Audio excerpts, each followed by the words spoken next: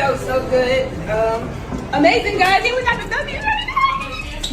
Welcome back to the channel, the unfiltered, unapologetic, and deeply analytical home for the sharpest basketball breakdowns on the internet. If you're here for surface-level box score reads, casual hot takes with no substance, or polished PR narratives designed to protect fragile egos on the sidelines, you're in the wrong place. Because today we're diving straight into the chaos. We're breaking down Raven Johnson's explosive professional debut, the early chemistry forming between her and Caitlin Clark, the defensive identity Indiana is starting to build, the overwhelming impact of the Fever's bench unit, and the uncomfortable roster decisions already looming over this coaching staff. Now, let's start with what happened the moment the ball went up at Barclays Center. Indiana walked into one of the toughest environments in the league, facing a New York Liberty roster built with elite size, depth, and defensive power across every position. We're talking about a front line featuring Brianna Stewart, Jonquel Jones, and the towering 6'11" presence of Han Shu, a defensive structure that on paper should have controlled the entire game. Most of the media expected Indiana to get overwhelmed by the size, physicality, and length, but that's not what happened. Instead of backing down, the Fever pushed the tempo immediately. They attacked the paint without hesitation and turned the game into a high-speed transition battle that New York struggled to contain from the opening minutes. And the trigger for that entire shift in pace, the rookie point guard out of South Carolina, Raven Johnson, who has already started turning heads with how quickly she's adjusting to the professional level. People and the way she gets them the ball, like this assist to Kelsey Mitchell.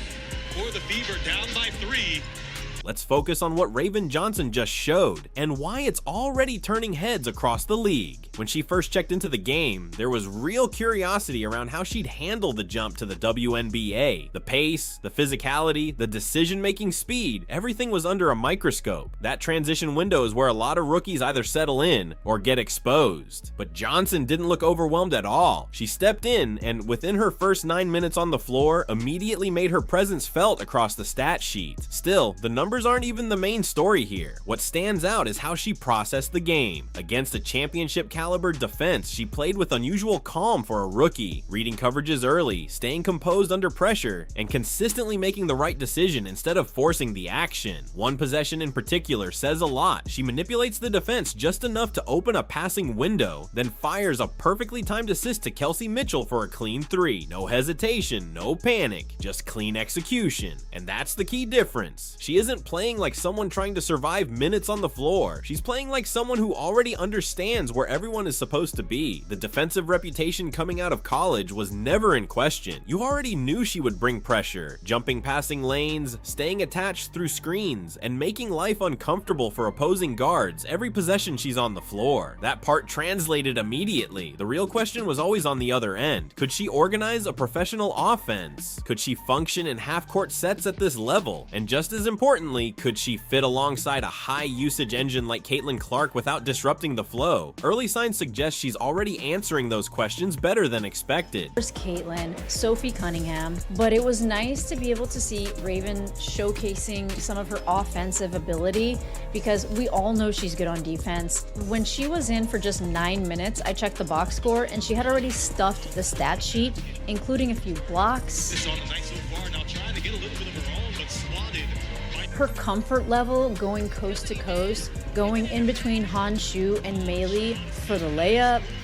And the answer we saw last night was a clear and decisive yes, because when you watch a rookie point guard secure a defensive rebound, immediately push the tempo at full speed, and go end to end through a set New York Liberty defense, splitting help defenders and finishing clean at the rim, you're not looking at a player trying to survive at this level. You're looking at someone who already belongs here. Raven Johnson's composure stood out immediately. The game didn't look rushed for her. It didn't look too fast. It looked controlled. And in high pressure minutes on national television, she showed she can run an offense without the structure breaking down around her. That matters. It means Indiana now has something far more dangerous than just a primary initiator, because for the entire offseason, the defensive plan against the Fever was straightforward. Teams would load up, trap Caitlin Clark as soon as she crossed half court, force the ball out of her hands, and try to make everyone else operate in scramble situations. That was the blueprint, but that blueprint changes the moment Raven Johnson is on the floor at the same time.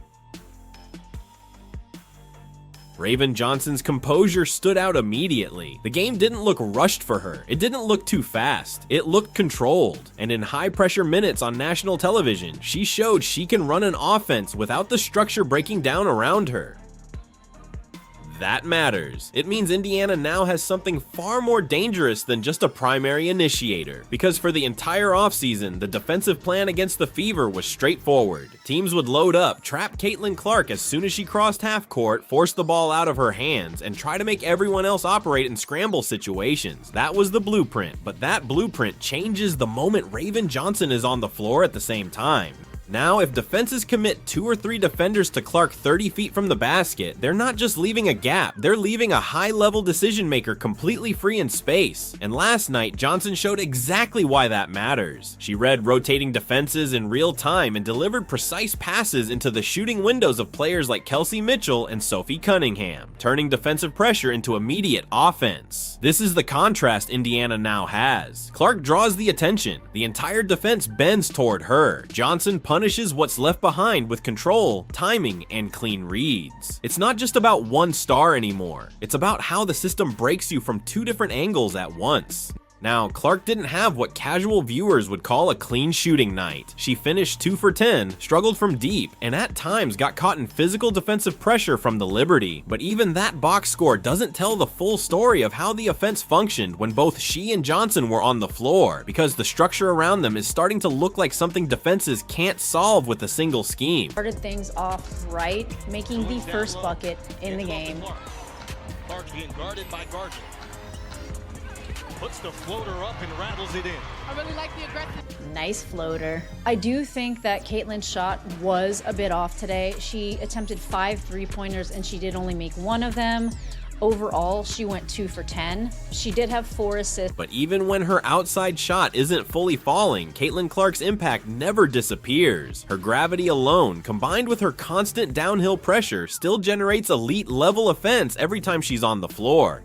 You see it in the way she attacks the paint, getting into the lane and finishing with a soft, controlled floater right over the top of the Liberty's interior defense. Even without the jumper fully clicking, she still created 4 assists, still dictated where help defense had to shift, and still forced New York's entire defensive structure to stay locked in on her every movement. And that attention has consequences, because when a defense is fully occupied trying to contain one player, someone else is going to benefit. That's exactly what happened for Indiana's veterans. Kelsey Mitchell stepped onto the Barclays center floor and reminded everyone exactly why she's valued at the top tier of this roster.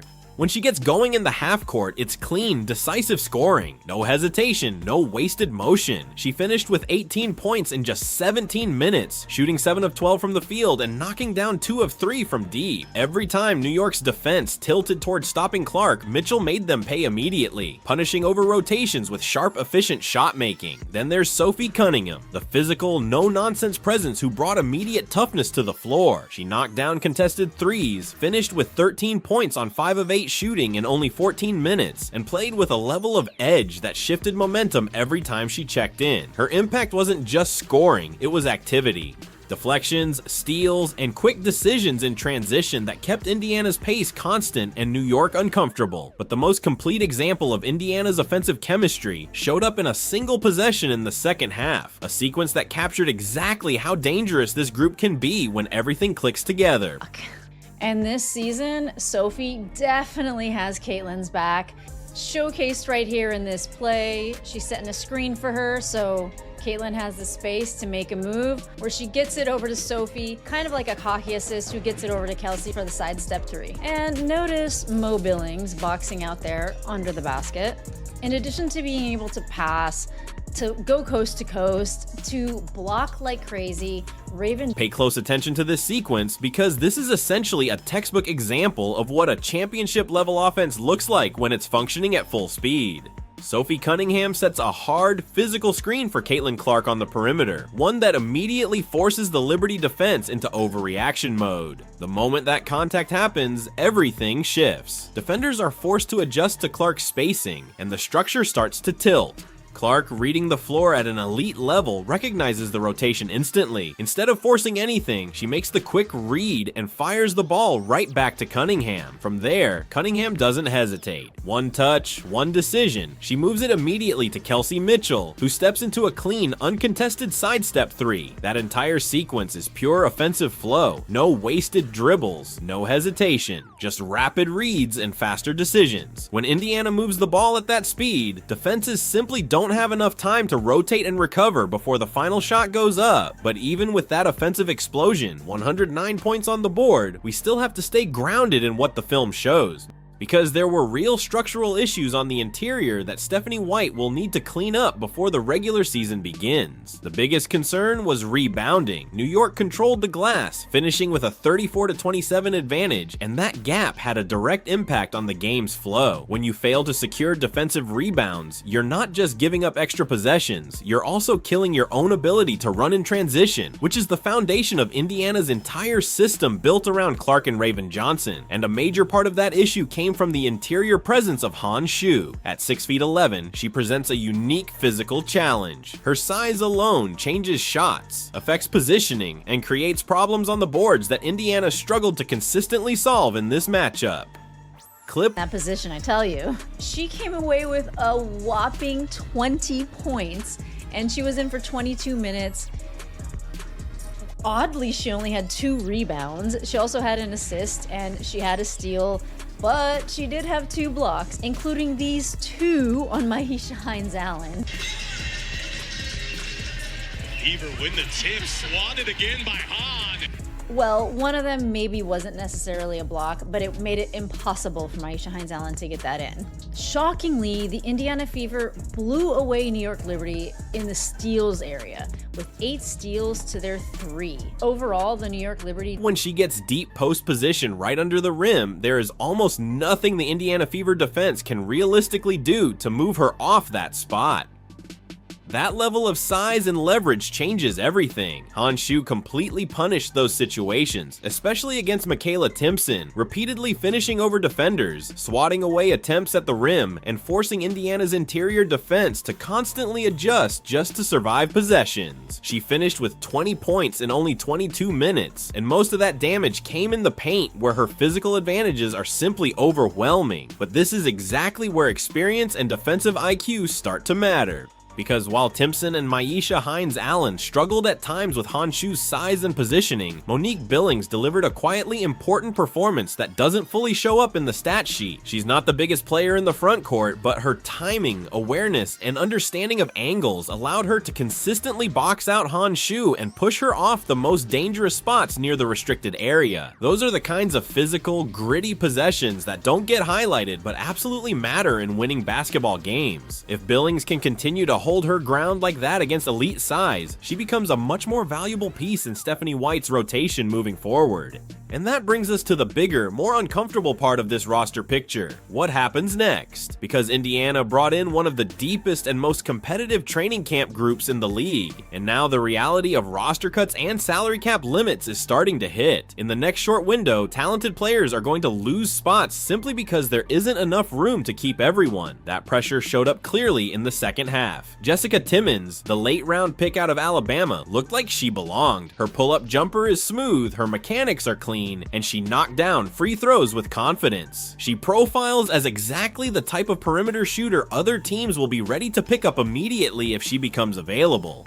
And then there is Justine Pissot, the 6'4" wing shooter in a very sensitive roster situation. We've already pointed out how risky it would be for Indiana to move on from a player with that kind of size and shooting ability. And in limited minutes, she again showed why.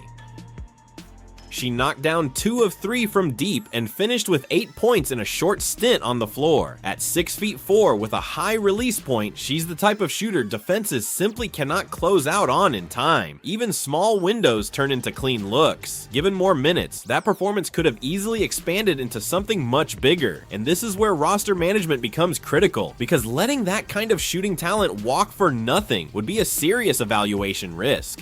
What this game really reinforced is the direction Indiana is heading. They walked into a tough environment and still controlled large stretches of the game against a championship-level opponent. The bench is deeper than expected. Raven Johnson is already showing two-way impact and transition control that adds another layer to the backcourt. Kelsey Mitchell remains a high-level scoring threat, and Caitlin Clark's presence alone continues to bend defensive schemes even when her shot isn't the headline. This team wants to play fast, pressure you constantly, and turn every possession into a sprint. And when they're hitting even a reasonable shooting level, they become extremely difficult to slow down. If Raven Johnson continues developing at this pace, Indiana's backcourt could become one of the most disruptive long-term units in the league. Before we close, a quick shout out to our channel members, Sarah, Mark, Ewan, and David, for the constant support and for pushing for deeper, more detailed basketball breakdowns like this. If you want more unfiltered, film-driven analysis from every Indiana Fever game this season, make sure to subscribe and turn on notifications so you don't miss anything. Drop your thoughts in the comments. Did Raven Johnson already earn a long-term rotation role? Should Indiana lock in Justine Pissott immediately? And how much of this performance comes down to Caitlin Clark's gravity-altering defenses? I want to see your breakdowns. The conversation is just getting started, and this season is shaping up to be one of the most closely watched in WNBA history.